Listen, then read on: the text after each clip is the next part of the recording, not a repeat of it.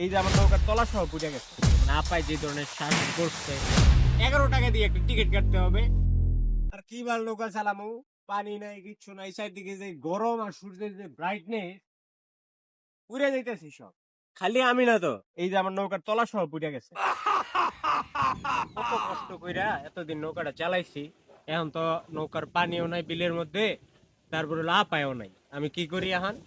আপার আদর্শ যারা লালন পালন করে, মানে আপায় যে ধরনের শাসন করছে, যেভাবে আমাদের সবাইকে পালছে, এইরকম আদর্শ যারা লালন পালন করতেছেন তাদেরকে আমি আমার এই তলাহীন নৌকাটা দিতে পারি। তো বন্ধুরা, আমার এই তলাহীন নৌকায় আপনি যদি উঠতে চান, তাহলে অবশ্যই আপনাকে 11 টাকা দিয়ে একটা টিকিট কাটতে হবে। আর মলম আপনার কোমরে অবশ্যই লাগিয়ে তারপর আমার সাথে যোগাযোগ করতে হবে। ধন্যবাদ।